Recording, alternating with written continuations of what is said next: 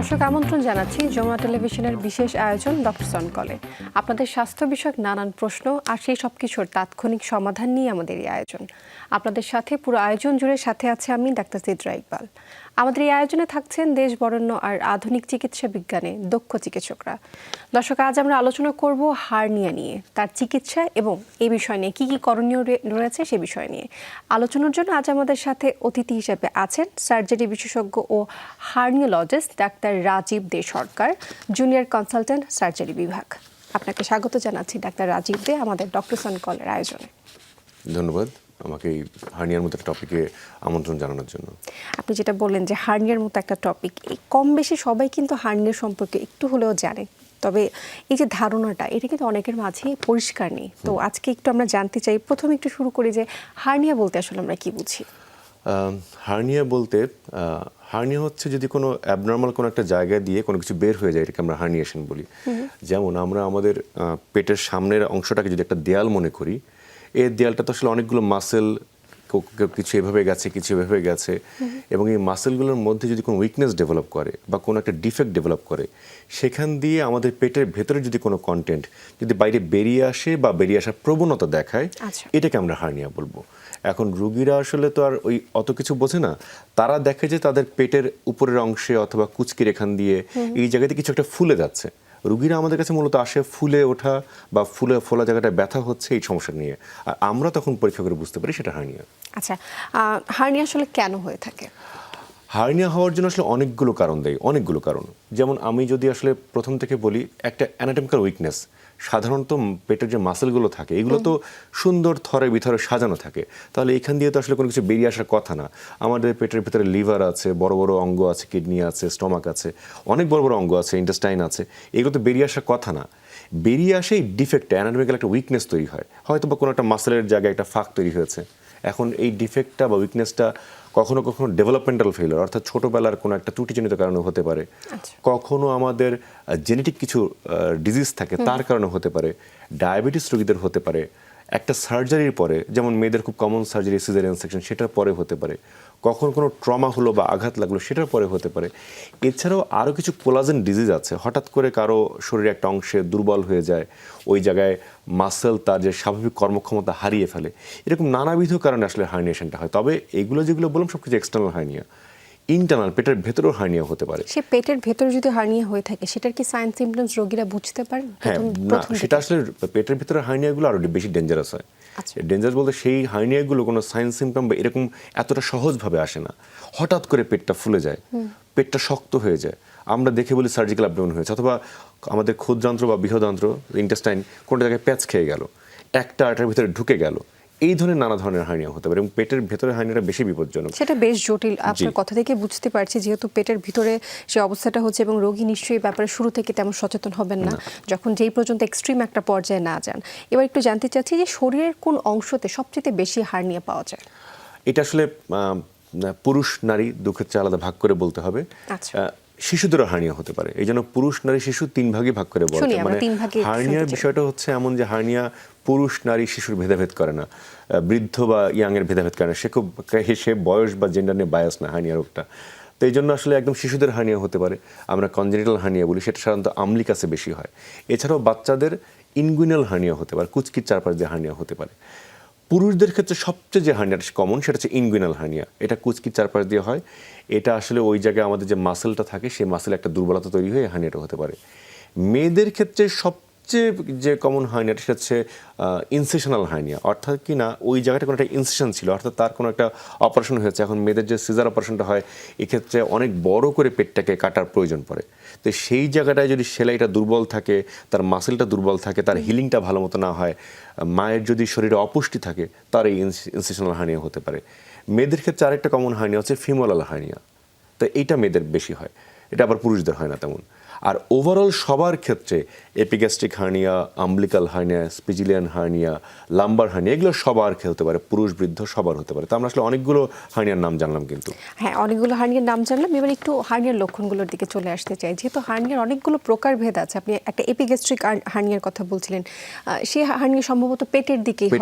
তো পেটের দিকে হয়ে থাকলে অনেকে তো মনে করতে পারেন যেটা আসলে গ্যাস্ট্রিকের ব্যথা। তো কিভাবে আসলে বুঝবেন যে গ্যাস্ট্রিকের ব্যথা নাকি হার্নিয়ার ব্যথা? হার্নিয়েশনের সবচেয়ে কমন যে লক্ষণটা রোগীর স্বাভাবিকভাবে যেটা বুঝতে পারবে সেটা হচ্ছে যে পেটের কোনো একটা নির্দিষ্ট জায়গা অস্বাভাবিকভাবে ফুলে উঠবে, এবং এই ফুলে ওঠাটা সে যখন হাঁটাচলা করবে, দৌড়ঝাঁপ করবে বা উঠে দাঁড়াবে, জোরে একটু কাশি বা হাঁচি দেবে, অথবা তার কোষ্ঠকাঠিন্যের সমস্যা আছে, জোরে সে পায়খানা করার জন্য স্ট্রেন দিচ্ছে, এই সময়গুলোতে শরীরের একটা নির্দিষ্ট অংশ ফুলে উঠবে। কিন্তু গ্যাসের সমস্যা অন্য কিছু এরকম একটা স্পেসিফিক জায়গা ফুলে উঠবে না। যেমন পুরুষদের ক্ষেত্রে ইনগুইনাল হার্নিয়া যে আমরা বললাম, কুচকির দুই পাশে ফুলে ওঠে, কাশি দিলে ফুলে ওঠে, যেখানে একটা পাশ ফুলে ওঠে, হ্যাঁ। আবার এপিগ্যাস্ট্রিক হার্নিয়া ওই জায়গাটা ফুলে ওঠে, আম্বিকাল হার্নিয়া আমবিকাসের ওই জায়গাটা ফুলে উঠবে, নাভির চারপাশে। সুতরাং এই যে ফুলে ওঠাটা একটা সুনির্দিষ্ট জায়গা ফুলে উঠতেছে, এবং ফুলে উঠতেছে আবার সে যখন সে শুয়ে পড়বে তখন এটা আবার ভিতরে একা একা ঢুকে যায়, মানে ফুলে ওঠাটা সার্বক্ষণিক থাকে না। তো ফুলে ওঠা ঢুকে যাওয়া, ফুলে ওঠা ঢুকে যাওয়া, এই এপিসোডটা চলতে থাকে। পরবর্তীতে গিয়ে একটা সময় পেইন শুরু হয়। তাহলে হার্নিয়েশনের এই ফুলে ওঠাটা সবচেয়ে মানে একদম কার্ডিনাল সাইন বা মূল লক্ষণ। এছাড়া মাঝে মধ্যে পেইনটা শুরু হয়। এই দুটো দিয়ে মাঝে মধ্যে আমরা বলতে পারি যদি হার্নিয়া হয়ে থাকে সেই অংশটা হচ্ছে মোটামুটি একটু ফুলে যাওয়ার লক্ষণটা কিন্তু প্রকাশ পাবে। আপনি খুব সুন্দর এবং পরিষ্কারভাবে বললেন যে হার্নিয়ার লক্ষণগুলো কিভাবে আমরা আসলে বুঝতে পারবো। এবার একটু চলে আসতে পারি, হার্নিয়ার যে কোনো ব্যথা যে পর্যন্ত তীব্র না হয় রোগীরা কিন্তু চিকিৎসকের শরণাপন্ন হন না। তো একটু আপনার কাছে জানতে চাই যে কোন কোন সংকেতকে বুঝতে মানে আমরা বুঝবো যে এটা আসলে বিপদ সংকেত, আমাদের দ্রুত চিকিৎসকের কাছে যেতে হবে। হার্নিয়ার জন্য আসলে বিপদ সংকেত এই পেইনটাই, মানে এই পেইন আসলে এটা একদমই ভালো জিনিস না। পেইন যখন শুরু হয়েছে তখন আপনাকে বুঝতে হবে ওই যে পেটের ভেতরে যে কন্টেন্টটা, সেটা আমাদের নাড়িভুঁড়ি মানে ইন্টেস্টাইন হতে পারে, শরীরের কোনো একটা অঙ্গ হতে পারে, সেটা ইতিমধ্যেই ওই হার্নিয়ার ডিফেক্টের ভেতরে ঢুকে আটকে গেছে। আটকে না গেলে পেইন হবে না, কারণ কন্টেন্ট যদি একটা জিনিস ঢুকছে বেরোচ্ছে তখন আর পেইনটা থাকে না। যখন আটকে গেল তখন পেইন হয়। এখন পেইন হলে বিপদ যেটা, দুটো কাজ হয়, একটা হচ্ছে অবস্ট্রাকশন আর একটা স্ট্র্যাঙ্গুলেশন। আটকে যাওয়াটা অবস্ট্রাকশন, আর স্ট্র্যাঙ্গুলেশন হচ্ছে ওই যে আটকে গেছে এমন বিপজ্জনকভাবে যে ওই জায়গার ব্লাড সাপ্লাইটা বন্ধ হয়ে গেছে।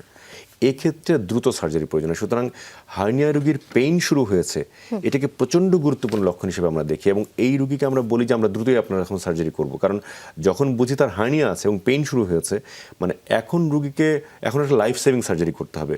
হয়তো বা এমনও হয়েছে যে আমাদের ওই যতখানি অংশ আটকা পড়েছিল ইন্টেস্টাইনের, ওই পুরোটা অংশ হয়তো আমাদেরকে কাটতে হয়েছে, কেটে তারপর আবার জোড়া দিতে হয়েছে। আচ্ছা, হার্নিয়ার ক্ষেত্রে কি সার্জারিটা একদমই বলতে পারি যে শেষ চিকিৎসা কিনা, বা একদম প্রাথমিক চিকিৎসাই যে হচ্ছে সার্জারি?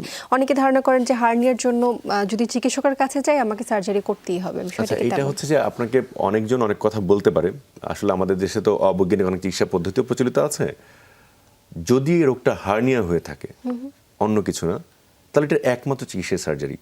কোনো মেডিসিন দিয়ে, কোনো বেল্ট ব্যবহার করে বা অন্য কোনো উপায়ে এটাকে ভালো করার কোনো সুযোগ নেই। যদি আপনাকে কেউ অন্য কোনো উপায় বলে থাকে, সে আপনার সাথে মিথ্যা কথা বলছে এবং সে আপনার ভালো চায় না। হার্নিয়া হয়েছে, এটার একমাত্র উপায় হচ্ছে সার্জারি করতে হবে।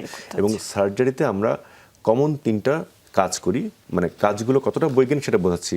আমরা 3টা কাজ করি, একটা হচ্ছে রিডাকশন, একটা হচ্ছে রিপেয়ার, একটা রিকনস্ট্রাকশন বা রিইনফোর্সমেন্ট। আমার নাম রাজীব আর দিয়ে আমি এই 3টা আর দুষ্টমি করে বা মজা করে রোগীদেরকে বলি এই 3টা কাজ হার্নিয়াতে করতে হবে, না করলে আপনার হার্নিয়াটা ভালো হবে না। এখন ধরুন একটা জায়গায় ফুলে গেছে, ফুলে একটা জায়গার মধ্যে কিছু একটা কন্টেন্ট আটকে গেছে, এটাকে আমাকে কাউকে ভেতরে বসাতে হবে, ওইটাকে তার স্বস্থানে ফেরত দিতে হবে, এটাকে বলে রিডাকশন।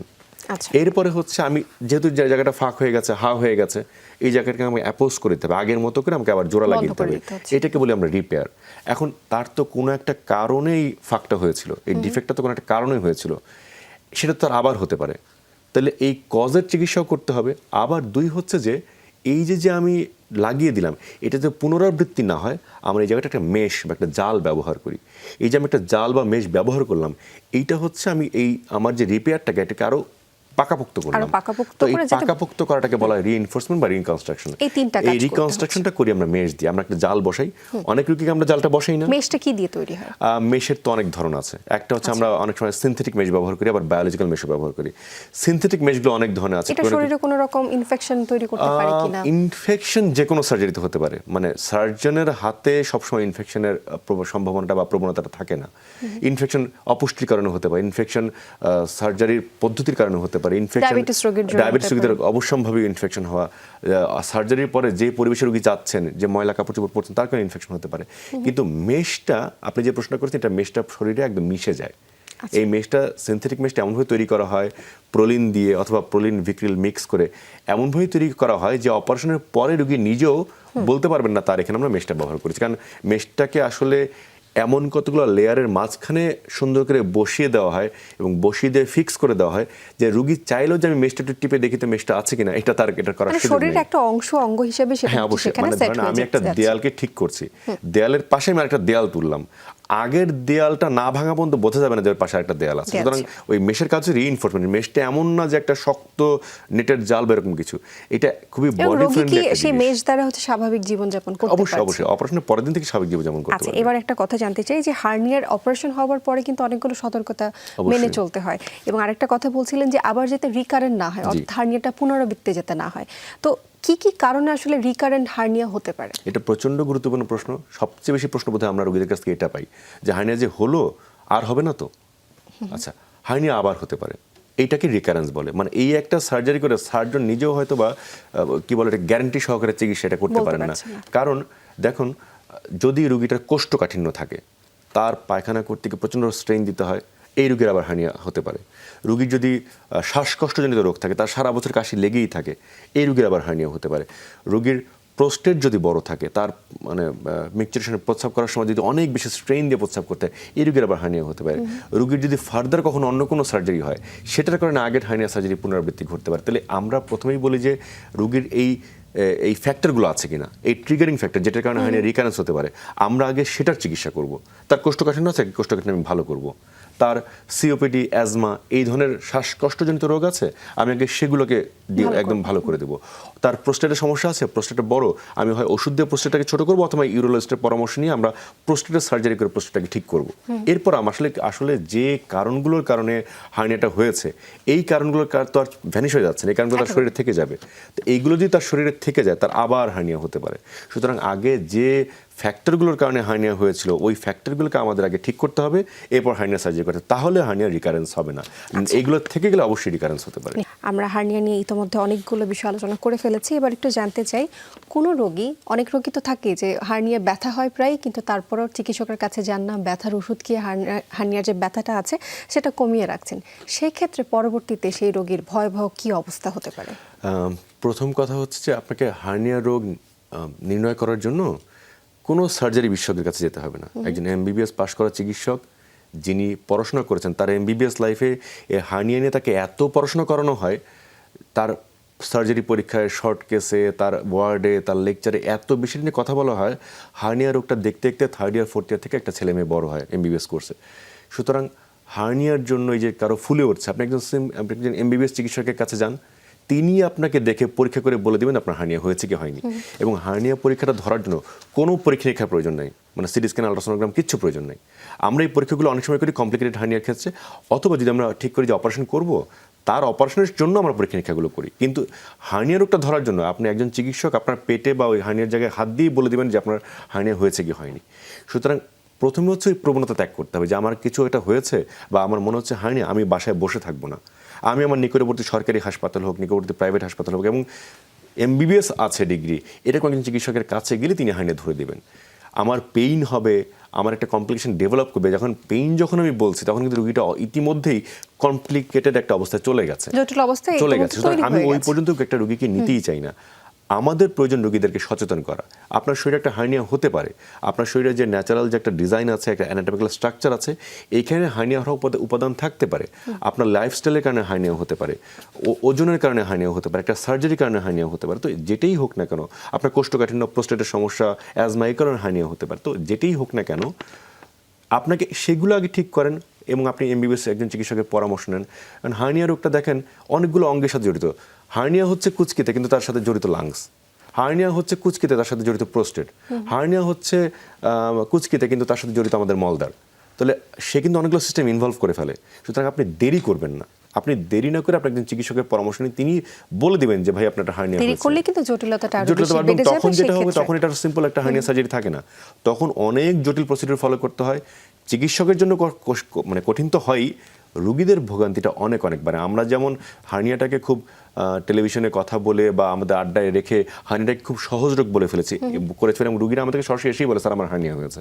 তারা বলে না যে ফুলে উঠেছে, তারা হার্নিয়া শব্দের সাথে পরিচিত, কিন্তু এটা করার পরেও দেখা গেছে তারা কমপ্লিকেটেড অবস্থায় এসছে। তার মানে তাদের একটা টেন্ডেন্সি আছে যে আমার যেহেতু ফুলে উঠছে একটু দেখি হয়তো বা ঠিক হয়ে যাবে। হার্নিয়া কোনোভাবে একা একা ঠিক হয়ে যাবে একা একা ঠিক হয় না, সেক্ষেত্রে সার্জারির প্রয়োজন হয়। এক কথা কিন্তু এই কথাটা আমরা এখানে বলে দিয়েছি যে হার্নিয়া মানে কিন্তু সার্জারিটা করতেই হবে। এবার একটু চলে আসতে চাই যে হার্নিয়ার জন্য যেহেতু চিকিৎসা এবং সার্জারির প্রয়োজন আছে, অত্যাধুনিক কি সার্জারি বর্তমানে আপনারা করছেন? আসলে অত্যাধুনিক বললেও একটু ভুল বলা হবে, কারণ হার্নিয়ার জন্য আমরা আসলে অনেক আগের থেকেই ল্যাপারোস্কোপি করি, অনেক আগে থেকেই। হার্নিয়া সার্জারি দুভাবে করা যায়। একটা যে আমরা পেট কেটে অপারেশন করলাম, আমরা যেখানে হার্নিয়া হচ্ছে সেখানে 3 থেকে 4 ইঞ্চি আমরা একটু কাটলাম, কেটে আমরা ওই জায়গাটা ডিফেক্টটা দেখলাম এবং ওই যে 3টা আর রিডাকশন, রিপেয়ার, রিকনস্ট্রাকশন করলাম। অথবা আমরা করতে পারি ল্যাপারোস্কোপির মাধ্যমে করি, বছরের পর বছর ধরে আমরা করে আসছি। আসলে এটা নতুন কিছু না। এইটাতে সুবিধা হচ্ছে যে রোগীর কোনো কাটাছেঁড়া লাগলো না, শরীরের মধ্যে 3টা ছোট ছোট 5 মিলিমিটারের 2টো আর 10 মিলিমিটার একটা ফুটা হলো, হ্যাঁ, সেই ফুটো দিয়ে ক্যামেরা ঢুকলো, আমরা হার্নিয়ার জায়গাটা দেখলাম, একইভাবে ওই জায়গাটা আইডেন্টিফাই করলাম, কন্টেন্টটাকে রিডিউস করার পর ওই জায়গাটা রিপেয়ার করলাম এবং একটা জাল বসিয়ে দিলাম। তো ল্যাপারোস্কোপিক পদ্ধতিটাকে রুগীদের জন্য খুব হেল্পফুল আমরা বলবো, কারণ এতে করে রুগীদের খুব কম সময়, মানে একদিন হাসপাতালে থাকতে হয়, রুগীর তেমন ব্লিডিং হয় না বললেই চলে, শরীরে কোনো দাগ থাকবে না। মানে হার্নিয়া অপারেশন করার পরে 2 মাস পরে রোগী যদি নিজে বলে না দেয় যে এটা আমার হার্নিয়ার ফুটা, অনেক সময় যতটুকু ফুটা করে এরকম ফুটা মানুষের চিকেন পক্সেরও থাকে, তো ওই রুগী নিজে বলে না দিলে বোঝার উপায় নাই যে এখানে তার কোনো অপারেশন হয়েছিল, এবং রোগীর হসপিটাল স্টে কমে যায়, পেইন কম হয়, অনেকগুলো সুবিধা আছে, অ্যান্টিবায়োটিক প্রয়োজনে কম লাগে। ক্ষেত্রে কি ডাক্তার রাজীব ল্যাপারোস্কোপিক সার্জারিটাই করা হয় নাকি কিছু ক্ষেত্রে পেট কেটে সার্জারি করাটা সেখানে অত্যাবশ্যক হয়ে পড়ে? এটা ডিপেন্ড করে আপনি কোন সেন্টারের সেবাটা নিচ্ছেন। আসলে আমাদের সরকারি পর্যায়ে বিভাগীয় শহরগুলোতে বা এই ল্যাপারোস্কোপিটা অ্যাভেলেবেল আছে, ঠিক আছে, সরকারি পর্যায়ের কথা বলছি যেহেতু আমি সরকারি একটা হাসপাতালে কাজ করি। কিন্তু জেলা পর্যায়ে বা উপজেলা পর্যায়ে এখনও এই ডিভাইসগুলো অ্যাভেলেবেল না, কারণ ডিভাইসগুলো মেনটেন্যান্স একটা বিষয় আছে, ওই এক্সপার্টিস ডেভেলপ করা একটা বিষয় আছে। ল্যাপারোস্কোপিক সার্জারি একটা মেশিনারি সার্জারি, একটা অ্যাডভান্স সার্জারি।